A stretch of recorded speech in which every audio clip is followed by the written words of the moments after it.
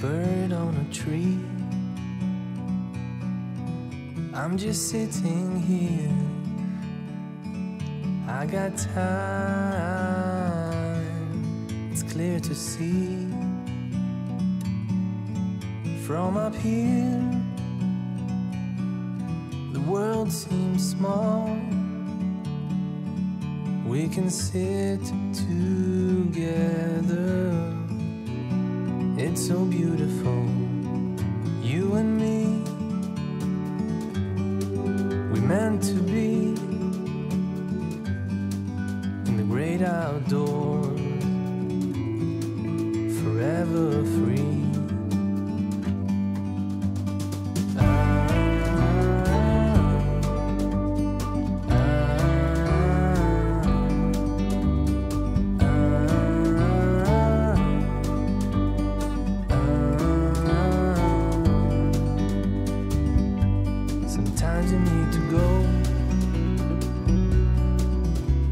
Step back to see the truth around you. From a distance you can tell.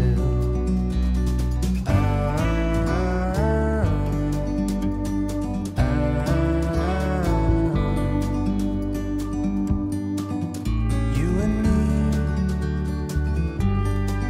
were meant to be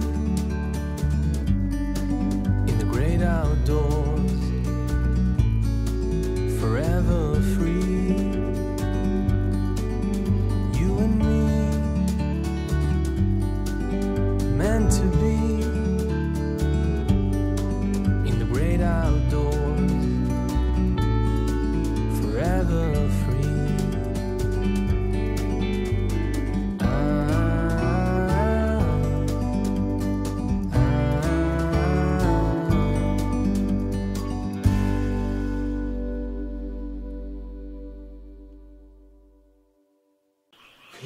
군주를 맞이하는 신성승하고 굉장히 축제적인 분위기고 뭔가 굉장한 역사적 순간이잖아요. 그게 따지고 보면 역사적 순간인데 몇몇은 여기서 막 이러고 있고 나머지는 막 저기서 막 일만 하고 이건 아니라고 보거든요. 그러니까 여기에서 이 땅을 파고 땅을 두드리고 했다는 거는 실제적인 노동의 성격을 가지고 있지는 않다. 왜 그러냐? 그러니까 그건 하나의 그런 목소리를 내는 거죠. 같은 목소리를 내면서 두드린다는 것은 뭔가 소리를 이렇게 함께 이렇게 저희가 이제 장단을 치듯이 이게 땅을 두드린다거나 아니면 거기에서 뭔가 위협적인 어떤 그런 행위를 했다고 보시죠. 물리적인 그런 어떤 동작 그걸 갖다가 입언이라고 이 사람은 이분이죠 참. 김영애 선생님은 입언이라고 표현을 했더라고요. 입언. 그래서 뭔가 청하는 사내가라는 뜻이 아까 향가 있다고 그랬지 않습니까? 근데 사내가라고 하는 그 사자가 뭔가 이제 모신다, 뭐 이렇게 부른다, 청한다, 뭐 이런 뜻이라고 그러고요. 뇌가 이제 마음. 뇌자가 보면 이렇게 고기육변에 뭐 이렇게 막 심장이 뛰는 것처럼 빠딱빠딱빠딱 이렇게 돼 있고 밑에 이제 입구자에다가 이렇게 가운데 이렇게 중앙이 이렇게 돼 있단 말이죠.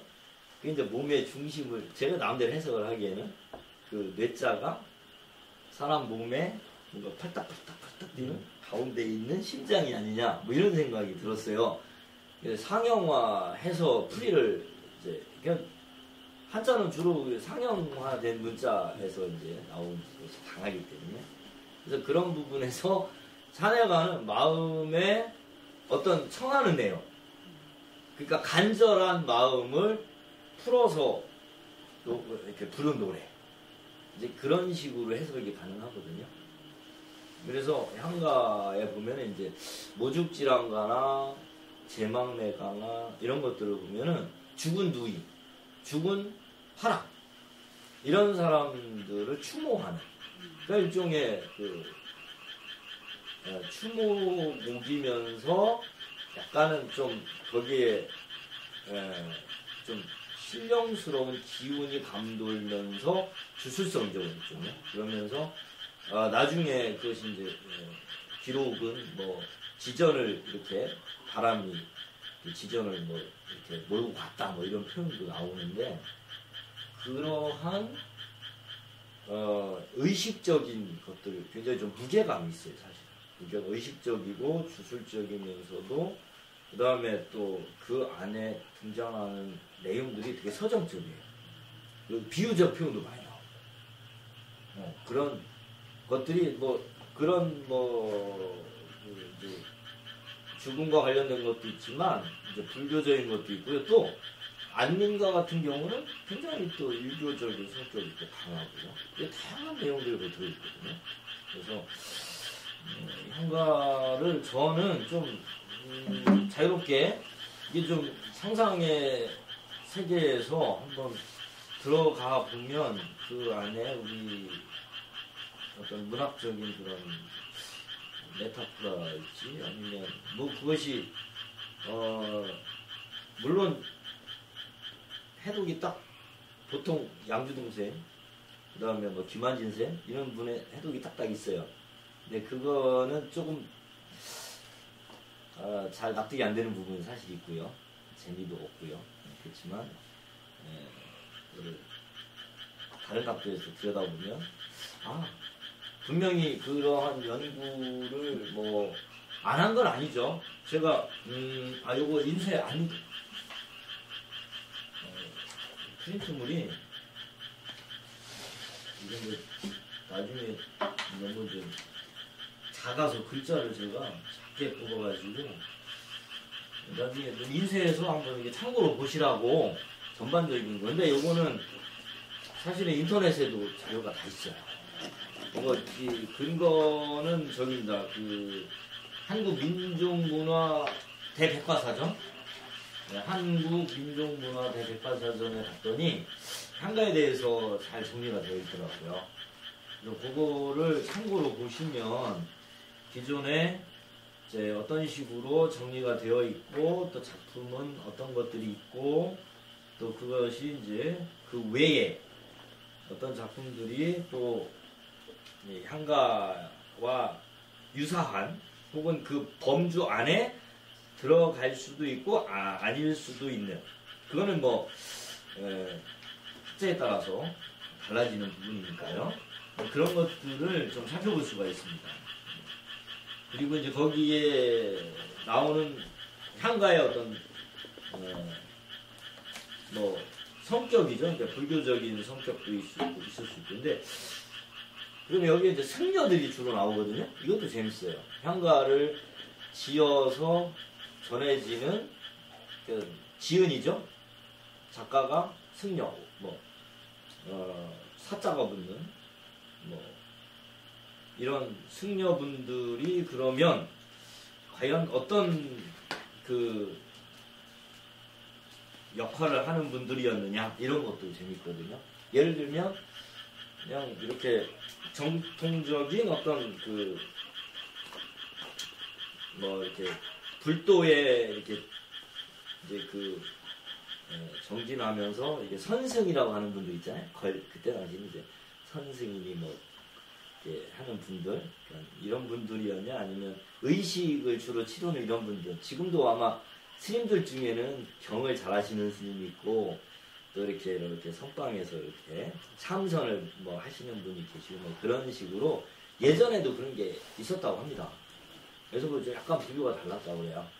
그래서 이제 그쪽은 뭐 좀 예능 쪽에 강했던 이런 분들의 호소력 있는 그런 노래 이런 것들이 지금 향가 작품에 그 주로 지은이로 등장을 하고 있는 것 같습니다.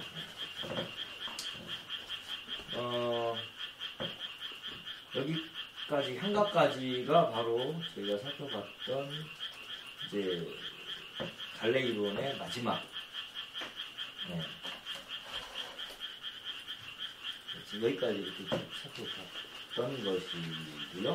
한시 향가까지 그래서 해봤습니다. 오늘은 넘어가겠습니다. 이거 빨리 끝내려고 했는데 사실은 후두도 이렇게 끝내려고 했는데 우리나라 역사가 깊어서 그래요. 그러면 이제 오늘은 새로운 챕터.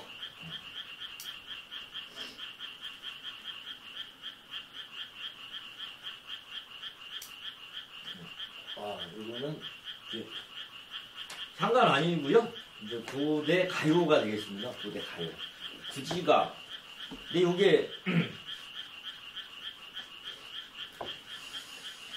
삼국유사에 기록이 되어 있거든요.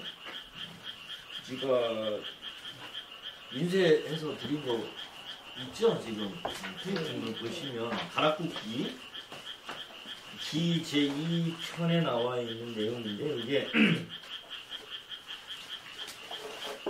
항상 이 작품들을 볼 때는 배경 설화라든지 함께 전하는 이야기를 속에서 이 작품을 보시는 게 좋은 것 같습니다.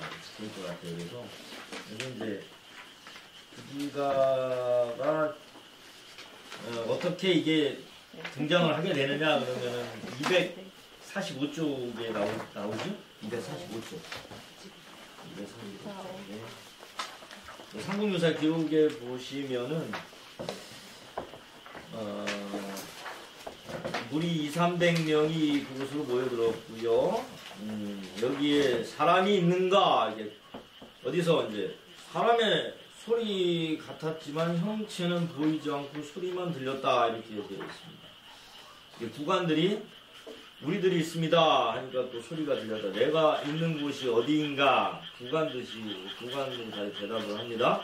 구지봉입니다. 또 소리가 들려왔다. 하늘이 나에게 이곳에 내려와 새로운 나라를 세워 임금이 되라고 명하셨기에 내가 일부러 온 것이다. 너희들이 모른 공의 꼭대기에 흙을 파내면서 거부가 내 목을 내밀어라. 만약 내밀지 않으면 구워 먹겠다라고 노래 부르고 춤을 추면서 대왕을 맞이하여 너희들은 기뻐 춤추게 되리라. 이렇게 되어 있거든요. 그래서 이렇게 이제 어디선가 들려오는 천상의 목소리를 듣고 구관들이 그 말 따라서 이제 노래하고 춤을 추었다. 그게 이제 구지가라는 얘기입니다. 구관들이 불렀다라고 하는 기록이 이제 구하, 수기현야, 약불현야, 건작이 끼기하라 이렇게 되어 있습니다. 거북이가 등장을 하고 있고요. 머리를 내어라, 내어놓지 않으면 구워서 먹겠다 이렇게 짧은 형태인데 이게 영신군가 임금을 맞이하는 노래. 거북이가 이제 그런 임금을 상징하는 걸로 이렇게 해석을 하기도 하고 가르치기도 하고. 그런데 이거는 사실은 재미나는 거지, 그죠? 거북이가 또 이제 남성성 이런 것도 또 상징하는 것으로 해석을 하기도 하고요.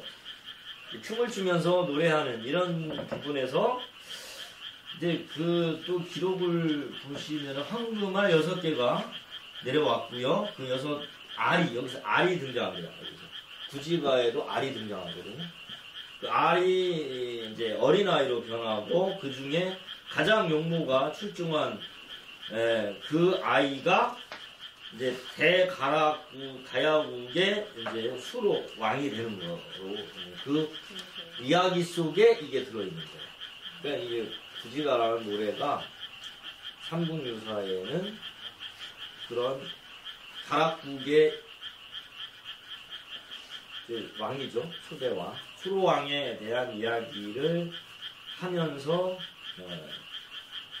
삽입되어 있는 그런 노래인데 이게 제가 생각하기에는 굉장히 뒤에 이거가 비슷한 노래가 등장하는데 여기 해가거든요. 수로부인 전에 보면 해가가 나오고요. 그 해가와 굉장히 연계성 면에서 보면은 건작이 끼겨라. 이게 참 어떻게 잡아서 구워 먹겠다 이런 말 할 수 있을까? 거북이가 임금이면 안 되잖아요. 그러니까 이건 일종의 굉장한 위협적인 노래거든요. 잡아서 구워 먹겠다 이런. 그러니까 여기에는 이 정도의 말을 할 수 있다는 것은 이게 여기에는 파워가 있는 이런 걸로 봐야 되지 않을까 싶어요. 그러니까 한 어떤 지배계층에 의해서만 불린 그런 게 아니라 전체적으로 이게 어떤 그러니까 이 부지봉에 모인 축제 현장에서 불렀는데 그 안에는 머리를 내어라라고 하는 이 부분에서는 뭔가 임금을 새롭게 맞이하는 그 순간에 굉장히 뭔가 고개를 숙이고 그잖아요? 우리가 보통 생각할 때는 뭔가 초자연적인 현상이 일어나야 된단 말이죠. 초자연적인 현상이 일어나야 되는데 머리를 숙이고 막 그냥 막 빌면서 막 왜 이렇게 기복하는 자세가 이런 건 아니지 않습니까? 우리 흔히 뭐 아들 낳게 해주세요 뭐 이런 것도 그냥 머리를 조아리면 이렇게 하는데 잡아서 구워 먹겠다라고 하는 위협적인 거는 굉장한 당당함과 파워가 있는 부분이라고 저는 생각이 들더라고요. 구지가 이렇게 지가 무슨 의미예요? 구지라는 게? 구지 제목이 구지봉이라고 하는 그 곳에서 부른 노래. 그럼 그러니까 이게 구가 거북구자거든요. 네. 그 가면은 실제로 김해 거기 가면 수로왕릉 있잖아요. 거기에 보면 구지봉이 있지 않습니까? 거기 가보니까 거기 중간에 터널이 이렇게 뚫려 있긴 한데 진짜 이렇게 머리가 이렇게 있고 둥근 모양이 그 거북이 모양으로 생겼어요. 예, 네, 거북이 모양으로 생겼어요, 실제로. 그리고 거기에 그 구지봉에서 그 위에 거기에서 뭐 이런 이제 구지가와 관련된 그런 이제 뭐 이런 조형물 뭐 이렇게 알 같은 거 뭐 이런 것도 좀 해놓고 예, 이렇게 이제 김에 가다 보면 구지면이라는 데가 있거든요. 예, 이런 게 있어요. 네. 그러니까 이게 이제 굳이 말하자면 지가 의미, 뜻, 가르침 뭐 이런 거니까 임금을 이제 성이라고 그러잖아. 성. 그러니까 임금님의 뜻이 성지란 말이야. 그러면 구는 저 거북이는 우리가 생각하는 거북이가 아니지. 왜냐면 거북이는 우리가 볼 수 없는 어떤 신의 계시 점칠 때 그걸 했잖아. 영물. 그러니까 이 지구상의 모든 일어나는 것들에 대해서 뭐를 안내하고 교지를 내린다 할 때 진짜로 저걸 내리는 영물이야. 여기에 존재하는 게 아니고 어딘가에 있는 거야. 근데 제가 교지를 내리는 거야. 이렇게 해라 저렇게 해라. 그게 복이란 말이야. 전복자. 복이 의성어거든. 빡이라는 소리거든. 의성어야. 그것을 입으로 내는 게 이제 점이고 그거를 하는 가게가 점포라는 점자인데 그러니까 저 구는 지금 말하면 뭐지? 신이라고 그래야 되나? 신 이상의 어떤 그 뜻을 전해주는 사람인데 그게 지금 그 뜻이 안 나타났으니까 거부가 일종의 빨리 보여줘라 나한테 주문 같은 거라고 저는 생각이 들어요. 일종의 주문을 그러니까는 우리가 강강수월래를 생각하시면 조금 이해가 될란가요? 제가 한마디만 할게요. 네. 시적으로 해석하면 이렇습니다. 네. 시인이니까 거부가 하고 하늘을 향해서 얘기를 하는데 입으로 얘기해 저기까지 안 가니까 이제 발을 굴렀을 거란 말이야. 격양 같은 막 아프리카 사람들 막 이렇게 땅떼기를 막 이렇게 막대기 치면서 부르는데 사람들은 저기 있는 건 안 보이잖아. 근데 거북이가 안 보이는데 거북이하고 닮은 애가 있잖아. 이 자라 거북이. 그런데 그거는 식용을 한단 말이지. 자라 용봉탕.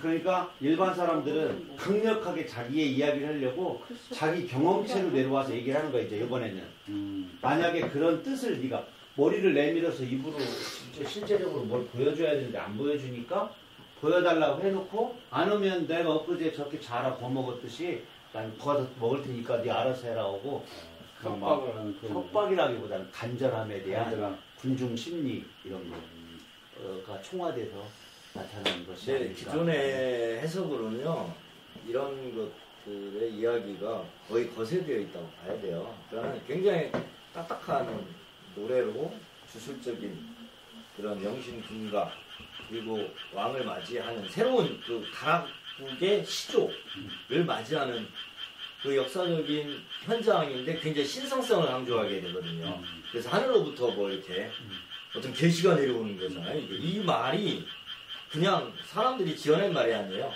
하늘로부터 내려온 계시가 이거예요. 이게 하늘로부터 내려온 게 거부가 머리를 내려 이렇게 노래를 하라고 내려왔다는 거예요. 이게 하늘에서. 그러니까 이거는 말 그대로 하나의 주문 같은 거죠. 네, 그래서 그 거북점을 치는 현장에 뭐 이렇게 지도자들이 모여서 추장들이 이렇게 쫙 모여 있고 그 뒤에 이제 그 부족들이 쫙 있을 거 아닙니까? 상상을 하면 그럴 거예요 아마. 그러면서 이제 거기에서 어느 부족의 장이 최고 이게 수장이 되느냐 이걸 가리는 거예요. 그러면 점을 치어야 되는데 그 점이 제대로 안 나오면은 이게 망하는 거예요. 예전에는 그러니까 하늘과 이게 땅이 연결되는. 그래서 하늘의 뜻이 딱 제대로 계시가 와야 되는데 안 오면 안 되니까 거기서 모든 사람들이 영원을 하는 거예요. 그러니까 이런 말씀 드려서 어떨지 모르겠지만 사이비 교회에서 약간 그런 거 있지 않습니까? 옛날이라고 생각하시면 되죠. 저도 그 생각이 들어요. 네, 옛날에는 그러니까 거의 그런 어떤 모든 모인 사람들이 한번 함께 불려진 게 아니고 네. 저게 계속 반복해서 이게 근데 거북이라는 게 여기만 등장하는 게 아니라 말씀드렸듯이 뒤에 계속 이어지니까. 여기 나오니까. 네, 그리고 거북이가 영물로 또 저희가 이제 계속 취급을 하고 뭐 십장생 중에 하나고요. 그다음에 이 후대에 등장하는 문학 작품에도 거북이는 항상 나오고 토끼와 거북이 뭐 그러면 뭐 그냥 경주할 때도 거북이 뭐 그죠? 용왕의 그런 충신으로도 나오고 뭐 이런 거니까 그게 굉장히 상징성이 있는 것으로 이해를 하시면 좋은데 저는 여기서 주목하고 싶은 부분은 전자기 끼지 않아요. 잡아먹겠다. 이거는 아니 잘 쓴 시라니까. 네, 이거 엄청난 힘이 있는 거예요. 이게. 힘이 있는 시야. 네. 이게 약간의 이제 추상을 구체화시켰다. 어떤 격상시킨 거지 않습니까? 이게 약간 소설적, 그러니까 이련이라는 스님이 보통 스님이 아니에요. 이분이 엄청난 문장가이면서 당대의 이 상궁, 제가 이제 봅니다. 이걸 쓰기 위해서 그냥 이렇게 절에서 쓰신 게 아니에요. 이거를 다 답사를 하시면서 쓰십니다. 그 지역에 다 가가지고 다 듣고 있는 걸 나름대로 뒤에 또 찬을 하고 뭔가 시로 또 남긴 부분이 있어요. 그걸 기록을 하면서 뒤에 후대에 이렇게 이거를 지금 네. 상공유사 네. 그 해대본 저는 프리본을 뭐를 가장 중심으로 봐요? 고은기 선생 걸 봐? 아니면은 이거는 어떤 분이 한 거예요? 김원중 선생님. 아, 김원중 선생님 지금 옮기는 분이시고요. 네, 성균관대 중문과 박사님이시고 지금 이종문 교수님도 상공유사. 이게 지금 최근에 나온 네. 것 중에는 그래도 제일 읽기에 편한 네네 굵직하네. 네 이렇게 되어 있고 저는 제가 갖고 있는 것보다 이렇게 되어 있는 3분의 2. 예전에는 이런 게 없었어요. 그거 한 반절 정도. 이게 사실은 원문을 가서 보면 원문이 뒤에 나와 있거든요. 네. 근데 얼마 안 돼요. 이게 여기 이제 원문이 둘이 실려 있는데 한 요 정도 분량, 요 정도 분량이 원문이거든요. 요거를 이제 풀이를 해놓은 거죠. 이제 좀 읽기 편하게 여기 현대판으로 해서 밑에 이제 줄을 많이 또 이렇게 해설을 많이 달아놓고 있거든요. 이게 그냥 좀 이게 되게 역동적인 작품이라고 생각합니다. 그렇게 의미 부여를 해야지 재밌어지잖아요. 이거 그냥 이거는 뭐 그냥 옛날에 기술적이고 집단적인 노래 이렇게 끝나버리면 재미가 없으니까 그런 게 우리에게는 필요한 게 아닐까 사실. 이거 가지고 굉장한 이게 좀 이렇게 끄집어낼 수 있는 우리의 어떤 민족적인 그런 원류들이 있을 거라고 저는 생각이 들고요. 부지가를 처음으로 첫 작품으로 이렇게 정해봤습니다. 이게 두서가 없네요. 지금 막 이런저런 얘기를 막 하려다 보니까. 두 번째 작품은 이제 공무도화가 많이 익숙한 작품이시죠, 이것도? 이게 그 노래로, 대중가요로 불려졌지 않습니까? 공무도화라는 노래. 유명한. 그 담다디 부른 가수. 이상은이라고 하는 아주 훌륭한 뮤지션이고 아티스트고 훌륭한 분입니다. 이 담다디를 불렀던 이상은 가수가 데뷔한 게 1988년이더라고요.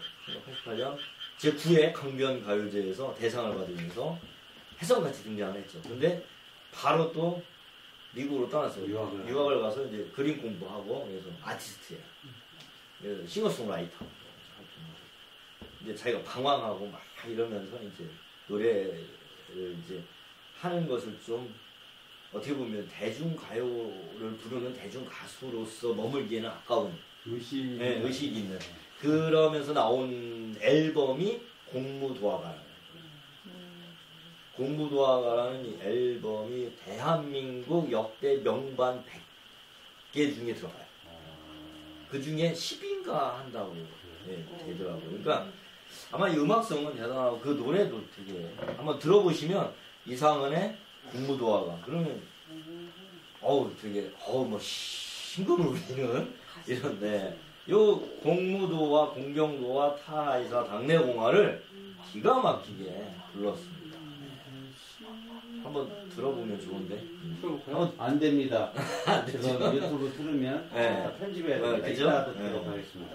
개별적으로 한번 들어보시고 저는 수업할 때 좀 아이들한테 틀어주거든요. 잠깐씩 보라고 얘기도 하고 이런 가수가 있었어요. 이 노래는 어떻게 해석을 하는 게 좋을까요? 님이여 물을 건너지 마오. 님은 결국 물을 건너시네. 물에 빠져 돌아가시니 가신님을 어이할꼬. 말도 안 되죠. 말도 안 되잖아요. 그대는 공자가. 저는 한문엔 좀 약합니다. 한문은 좀 저한테 이게 무슨 글자인지 물어보시면 제가 좀 당황스러워요. 백수는 흰 머리카락을 하고 있는 광부. 자, 백수광부의 안에 이렇게 되어 있지 않습니까? 제가 말씀을 드리는데 백수 머리를 허연 머리죠. 미치광이 노인네입니다.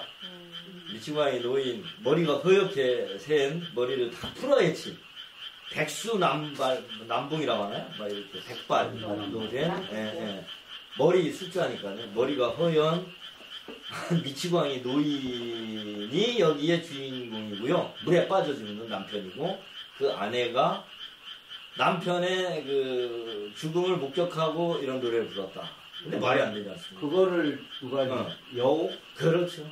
그래서 이제 아니다. 이거는 그러한 이야기를 전해들은 여욱이라는 사람이 여자가 그런 슬픈 이야기를 하면서 감동을 받아서 내가 좀 약간 아티스트였나 봐요. 그래갖고 공우라는 이 악기를 연주하면서 악곡의 이 명으로 이 공무도화라고 하는 노래를 불렀다.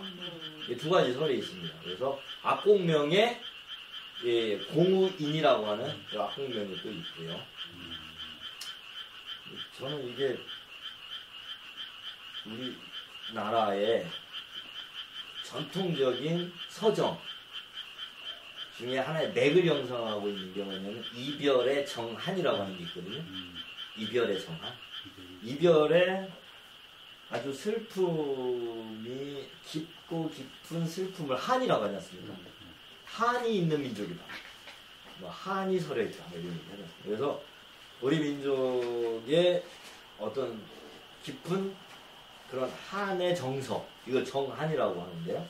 한의 정서 중에 이별이라고 하는 것에 어떻게 보면 원점? 시발점? 그런 어떤 거를 이제 공무도화가를 이야기를 합니다. 일반적인 이야기인데 사실은. 근데 이게 맞는 얘기죠. 네, 님을요, 뭐, 이게 지금 빠져 죽었으니까 결국은 이승과 작별하고 남편을 잃은 아내의 슬픔, 그러면서 저 세상으로 갔으니까 이 세상과 저 세상을 나누는 어떤 그 원형적인 상징적인 공간이 이제 물이 나오고, 물의 원형성이 참 이것도 죽음이라고 하는 메타포와 함께 근데 강 건너에 다른 애인이 있었나? 아, 그래서 이것을 이제 또 해석을 하기로는 저승으로도 그냥 저승으로 간 이 백수광부죠. 이 백수광부가 과연 어떤 존재냐 했을 때 무당이다라는 설이 있어요. 무당설. 무당설이 또 유력하거든요. 그 당시에 무당의 힘이 약화되는 시점에서 무당이 자기 구술을 하면서 뭔가 그전에는 막 빵빵하게 잘 나가던 무당인데 시대가 변하면서 이 무당의 거리가 좀 떨어진 거죠. 그러면서 이제 신기가 빠지고 그러니까 자기의 어떤 것들을 이제 시험하기 위해서 물로 뛰어들었다. 이런 또 썰이 있습니다. 시대가 언제예요, 이게? 근데 이게 고조선 때로 나옵니다. 고조선 시대인데 고조선 시대면 사실은 뭐 무속적인 게 강하잖아요. 단군 시대니까 그 이후에 단군이라고 하는 말 자체가 이제 제사장의 의미지 않습니까? 단군이. 뒤에 왕검이 붙고요. 단군 왕검이니까 왕검은 정치적인 군장이면서 단군은 제사장적인 성격이 강합니다. 그래서 시대를 일컬어서 재정일치 사회 이렇게 얘기를 합니다. 그러니까 여러 가지 설이 있습니다. 흔히 이것은 백수광부가 어쨌든 뭐 삶에 대한 회의를 느껴서 물에 빠져 죽었는데 그 동기가 좀 불분명하지 않습니까?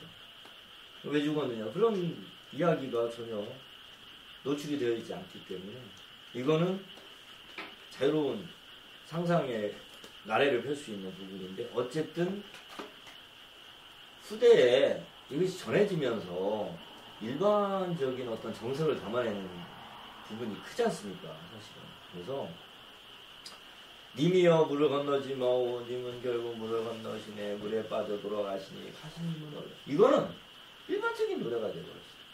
어떤 특정한 개인의 죽음이라기보다는 물론 출발은 개인의 죽음일 수 있겠죠.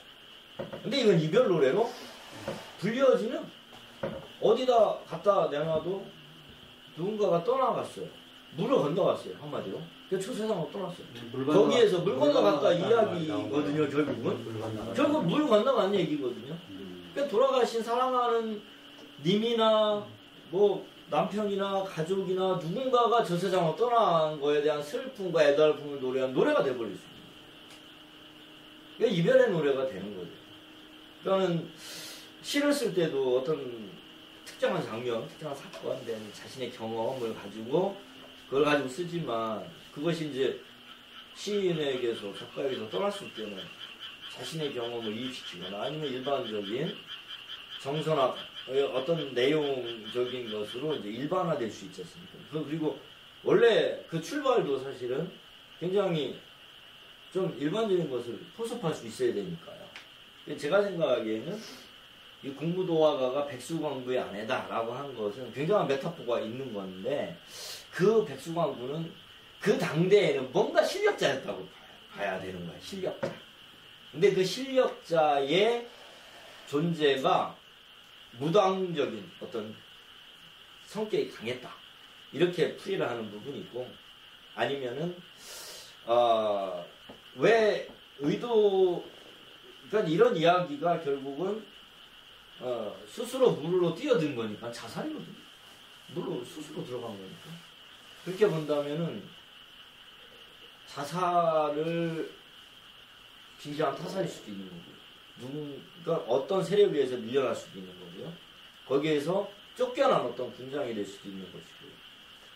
그러니까 누군가가 물로 걸어 들어가고 있다는 것은 그의 삶이 엄청난 충격과 엄청난 패배와 엄청난 고통의 결과 자신이 감당할 수 없는 상태에서 물로 들어가는 거예요. 그런 여러 가지 상황들을 봤을 때는 공무도화가는 그 당대에 어떠한 지각 변동이 있었다. 이 백수왕군은 그 대표적인 인물이 아니냐. 그 사회적 변동기에 나타날 수도 있고 아니면 어떤 역사적인 그런 세력과 세력 간의 뭔가 그런 갈등이 있어. 같이 들어가는 관계였나 보네.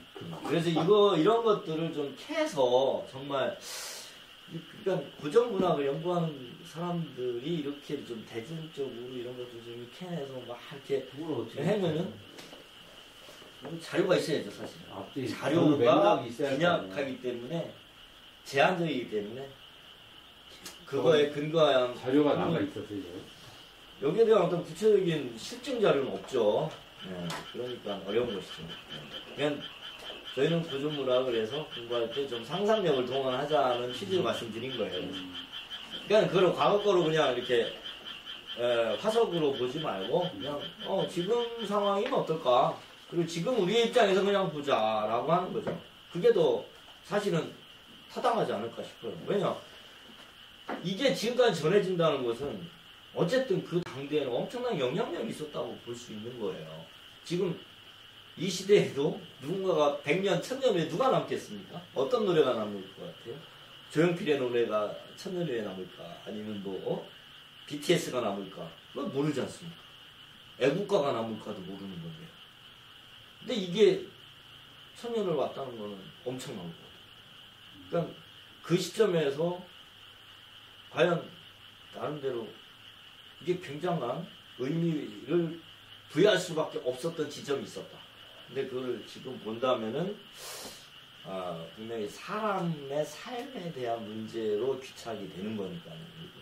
이 우리의 누구나 겪는 삶의 문제로 들여다볼 수도 있고요. 그러니까 일반화했을 때의 죽음, 그러니까 그것에 대한 이별 노래. 하지 말라고 하는 일을 꼭 하는 상황이나 사람이 있지. 너 그거 하지 마. 그렇게도 볼 수 있겠네요. 꼭 해. 그럼 너 죽어. 너 죽고 나면 나는 어떡해. 이 말이잖아. 너 고스톱 치지 마. 거기 강 건너가서 그 여자 만나지 마. 그러면은 천석은 꼭 강 건너가서 그 여자를 만나러 가다 죽잖아. 되게 남편들이요. 아내 말을 잘 안 듣지 않습니까? 인정. 그 정도 하시죠? 왜 선생님? 남편이 여기도 이제 아내가 부른 거예요. 그러니까 남편이 말을 안 들은 거예요. 가지 말라고 했단 말이에요. 젊은 아내야. 어리고 젊은 아내. 여기 아내는? 네. 그러니까 나이 차이가 많다. 여기 여기가 하얗잖아. 예전에는 그럼 치매도 걸렸고 그러니까 어쨌든 강 건너에 애인이 있었을까요? 없었을 것 같아요. 그건 아니고 애인이 신기루를 본 거 아니야? 그러니까 신기가 있거나 신기루를 받거나 그건 그럴 수도 있고요. 약간 미치광이라고 여기서 등장을 아예 전제를 하고 있으니까. 수영을 못했어. 근데 우리가 흔히 미치광이라고 말하는 것은 좀 남다른 사람을 좀 미쳤다고 그러지 않습니까? 그러니까 어느 곳에 막 몰두하거나 막 이렇게 빠져 있는 경우에 근데 미쳤다고 이게 얘기를 하니까. 강이 파란이 새도 피고 강이 파란 강이 흘러가는데 머리가 하얀 놈이 거기를 간단 말이지. 머리가 아주 대비적으로 잘 보이게 되게 시각적으로 지금. 그러니까 이게 상징화되어 있는 그러니까 좀 색채적인 부분에서도 그저 강물에 하얀 머리를 한 미치광이가 물로 들어가는 장면이니까 되게 선명한 이미지로 그리지 않습니까? 일반 사람은 강을 안 들어가지 그죠? 우리가 생각하는 강은 한강이나 금강 이런 것만 생각하지만 옛날 사람들이 생각하는 강은 도하라고 그랬으니까요. 이게 도하가 그냥 조그만한 개울은 뭐 하를 조그마한 개울을 하라고는 이제 천이라고 하지 않습니까? 그거는 네, 하니까 장난하는 뭐 양, 해, 강, 하, 네. 천, 개, 곡. 큰 가을 곡개. 화마 뭐 이렇게 하고 이렇게 하니까 근데 중국은 하가 거리가 4km 이상 돼야 황하 정도 돼야. 우리는 강이라고 그러잖아. 너비가 4kg요? 네. 길이가? 너비가. 넓이 너비가 4kg요? 어우, 이건 뭐 중국의 개념으로 본다면 우리는 하가 없네요. 하강 하류가 강밖에. 하강 하류의 그 강. 강보다 그럼 더 넓은 범위가? 중항으로 해가지고 거기서 해가 지니까. 네. 그쵸. 어. 중국 황하. 중국의 황하 하류에는 거기서 수평선에 그 해가 져. 정말 이런 노래가 서해바다. 뭐 이별의 어떤 대한민국의 노래로서 중앙에 네. 큰 걸 작게 크게 그런 작은 거. 네. 대립본 그러잖아. 후대에 또 어쨌든 물이 갖는 원형적 상징이라고 하는 것을 이제 여기에 담고 있으면서 결국 극복할 수 없는 인간의 문제, 죽음의 문제, 물은 이별의 문제, 물이 아니고 경계야 경계. 경계를 경계. 넘어가는 넘지 말아야 할 어떤 경계를 넘어가는 말을 안 되는 선을 넘었다. 그게 꼭 물이 아니더라도 그러니까 다양하게 상징적으로 해석을 할 수 있는 여지가 많다고 지금 생각이 든 거예요, 사실. 금도를 깨는 뭐 다른 거기도 하고 공기를 깬다. 네, 그것도 좋겠네요.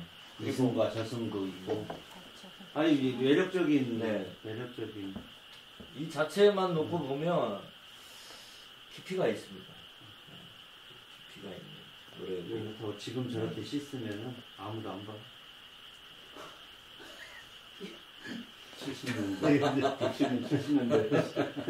아예 그것도 네. 아니에요. 마무리를 할 시간이 다 된 것 같습니다.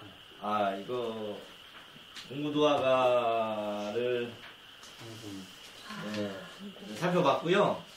이제 간단히 황조가 이거는 사실 유리왕도 이게 진짜 유리왕이 맞냐? 유리왕은 또 주몽의 아들이 아니다. 뭐 다양한 설이 또 있습니다. 근데 뭐 어쨌든 이대 왕이라고 이렇게 일컬어지는 고구려의 유리왕에 대한 황조가도 이것도 재밌어요. 이게 왜 재밌냐면 삼각관계입니다. 이거 삼각관계. 치, 네, 하이. 치와 화이의 이제 삼각관계에서 나온 이 작품이거든요. 그래서 이거는 이제 꾀꼬리에 또 빗대어서 자신의 처지 외로움 이 왕인데 왕이 굉장히 홀로 쓸쓸히 발길을 돌리고 있습니다. 지금 네, 쫓아왔다가 만나지도 못하고 발길을 돌리고 지금 가는데 꾀꼬리 한 쌍이 그냥 깨꼴깨꼴 하면서 둘이 아주 그냥 자웅이 암놈하고 순놈하고 굉장히 사이가 이게 이제 알콩달콩 하고 있단 말이죠. 정답게. 그걸 보고 이제 그 대조적으로 자기는 너무나 외롭다. 근데 너무 욕심이 많은 거죠. 아내가 이미 있고 이제 사냥을 갔다 왔는데 두 아내가 싸우고 있었는데 그 중에 라이벌전을 딱 벌렸는데 라이벌전에서 이긴 사람이 딱 자리를 차지하고 지네를 쫓아냈단 말이죠.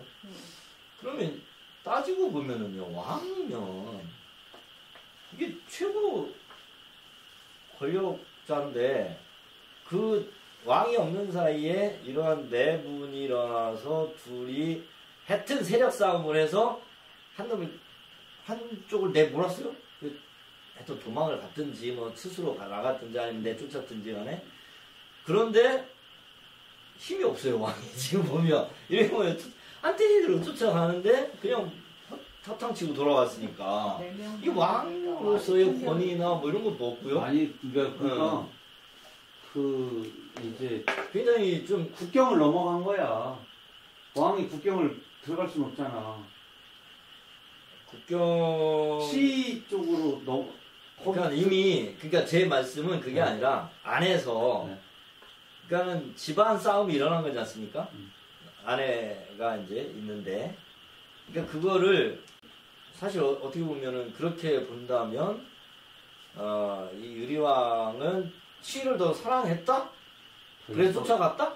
더 이뻤겠지. 더 이뻤겠다? 외국의 애니까. 근데 걔는 그래서 뭐 이제 근데 외국에서 들어와서 이게 외국 애니까 근데 더 이국적으로 예뻤다. 예뻤겠지. 젊고. 근데 왜 근데 그거를 또 역사적으로 약간 풀이하는 측면은 이 화이와 치를 갖다가 치가 치였지 않습니까? 예, 그 꽁치자를 쓴다고. 꽁치자를 쓰고요. 화이는 벼자를 씁니다. 그래서 수렵사회에서 농경사회로 넘어가는 역사의 어떤 문화적, 사회적 변화 과정에서 이런 해석도 너무 웃기는 거예요. 그건 너무 나간 거죠. 너무 나간. 네. 뭐 그렇다고 뭐 나름 그 사람도 생각을 깊이 하고 그런 해석을 했겠죠. 근데 농경이 문화가 더 농경 문화가 강한 거죠. 강하고 앞서 있지.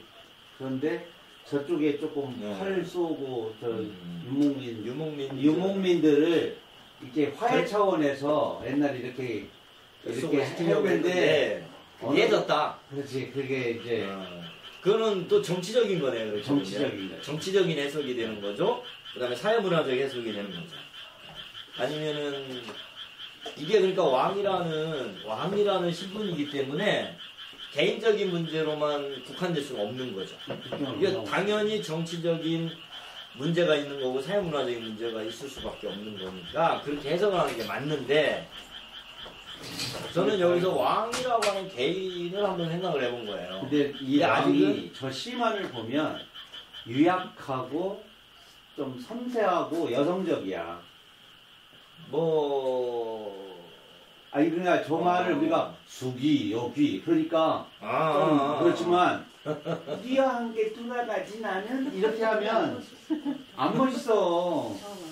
막 가가지고 깨꼬라더는 암수설을 청답보냐 그러면 너도 그렇게 네, 해보면 아무튼 여기서 왕의 모습은 좀 찌질하다 한마디로. 근데 그런 거는 이제 뭔가 또 그 안에 이 왕이 두 여인의 세력권 안에 있는 게 아니냐 이렇게도 또 볼 수도 있는 거고. 그러니까 원래는 모계 사회가 맞다고 하지 않습니까? 예전에 모계 사회가 맞아요. 그게 사실은 지금도 모계 사회지 않습니까? 거의 뭐 부계 사회가 된 게 얼마 안 돼요. 우리 인류 역사에서 거기가 이제 모계 사회였고요. 이제 이게 농경이 되면서 뭐 이때쯤에서 이렇게 국가라는 개념이 생기고요. 통치라는 개념이 생기고 권력 집단이 생기면서 부계 사회가 됐다고 하거든요. 그 전에는 부족 단위, 뭐 시족 단위 이렇게 살 때는 다 모계 사회였단 말이에요. 그래서 이게 모계 사회에 어떤 것들이 남아 있는 게 아닌가 저는 이제 그렇게도 좀 볼 수 있는 게 있고요. 근데 이제 이게 고구려 주몽이 나라를 세웠지 않습니까? 이 주몽도 사실은 그 위에 어머니의 위치가 커요. 주몽이 고구려를 세우지만 사실은 주몽의 어머니가 굉장한 역할을 하게 되는 게 사실이고, 그래서 우리가 고전으로 들어가면 이제 고전을 하게 되는데, 아무튼 좀 더 고전을 하면서 재밌게 풀어가 보도록 하겠습니다. 오늘은 수업은 여기서 마치도록 하겠습니다. 네.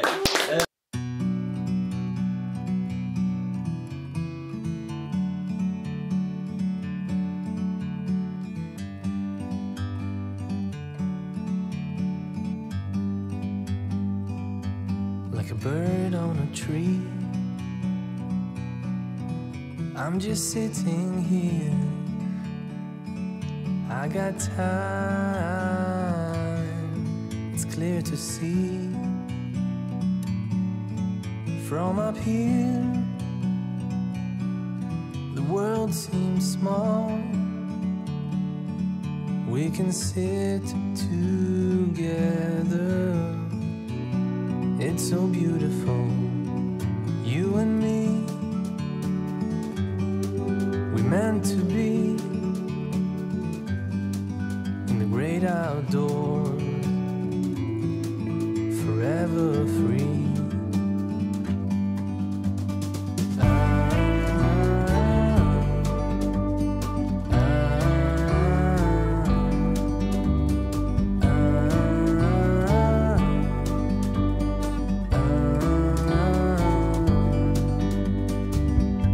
Sometimes you need to go and take a step back to see the truth around you. From a distance you can tell.